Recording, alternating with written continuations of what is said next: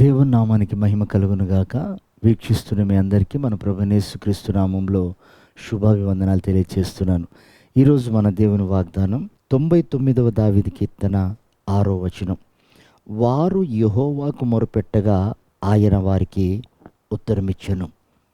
చూడండి, ఇక్కడ ఒక సమూహాన్ని చూపిస్తూ వాళ్ళు ప్రార్థన చేశారు, వాళ్ళు వేడుకున్నారు, దేవుడు వారికి సహాయం చేశాడు అని చెప్తూ, మీరు కూడా వారిలాగా ప్రార్థన చేస్తే దేవుడు తప్పకుండా సహాయం చేస్తాడు అని ఆ లేఖన భావం మనకు తెలియజేస్తుంది. వారు ప్రార్థన చేయగానుంది.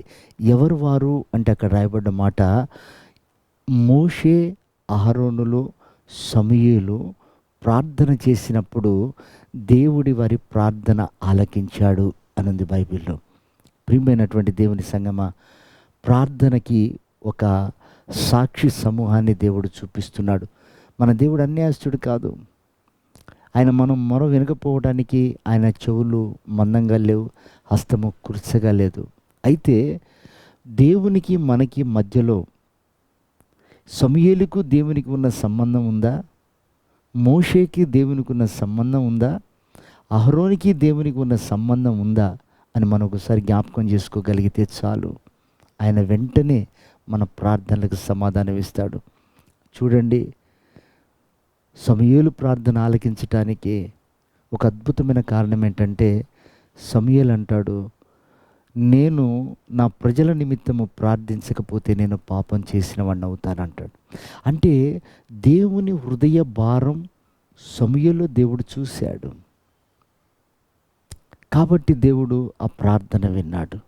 మోషే, అహరోనులు చూడండి, దేవుడు వారిని ఐగుప్తు నుండి ప్రజలను విడిపించుటకు పోయినప్పుడు అక్కడ అద్భుతాలు చేసే క్రమంలో మోషే దేవుని పాద సన్నిధిలో ఒకరోజు గోజాడుతుంటాడు. మోషే మాటలు, అహరోను మాటలు ప్రజలు విననప్పుడు దేవుడు దిగి వచ్చి మోషేతో మాట్లాడతాడు. మోషే, ఈ ప్రజలను నేను చంపేస్తాను, ఇంకొక సమూహాన్ని నేను సిద్ధపరచుకుంటాను అన్నప్పుడు మోషే ఆ ప్రజలకి దేవునికి మధ్యలో పూట పడుతూ, అయ్యా, నీవు గొప్ప దేవుడవని, నీవు నమ్మదగిన దేవుడవని ఆ ప్రజలందరూ నమ్మి విశ్వసించి వచ్చారు. ఇప్పుడు నీవు కరుణ చూపకుండా కఠినపరిస్తే ఎలా అని పూటపడ్డప్పుడు ఆ భారాన్ని దేవుడు చూసి మోషే ప్రార్థన ఆలకించాడు. ప్రియమైనటువంటి దేవుని బిడ్డారా, అహరోను మోషే కంటే పెద్దవాడు, కానీ దేవుడు అంటాడు, మోషే చెప్పినట్లుగా నువ్వు విను అన్నాడు. ఎప్పుడైతే అహరోను మోషేకి లోబడ్డాడో దేవుడు అహరోనుకు తోడై ఉన్నాడు. అహరోను ప్రార్థన ఆలకించాడు. ఈ రోజున మనం కూడా తగ్గించుకుని ప్రార్థన చేసినప్పుడు, అలాగే నమ్మకత్వంతో ప్రార్థన చేసినప్పుడు, భారము కలిగి ప్రార్థన చేసినప్పుడు దేవుడు మన మొర ఆలకిస్తాడు. అది దైవ చిత్తం. కనుక ప్రియమైన వారలారా, అంత్య దినములలో ఒక బలమైన ప్రార్థనాత్మ కావాలని మనం ప్రార్థన చేసుకుందాం.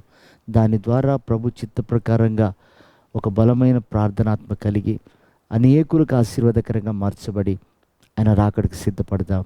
ప్రభువటి కృప మనందరికీ దయచేయను గాక. ఆమెన్.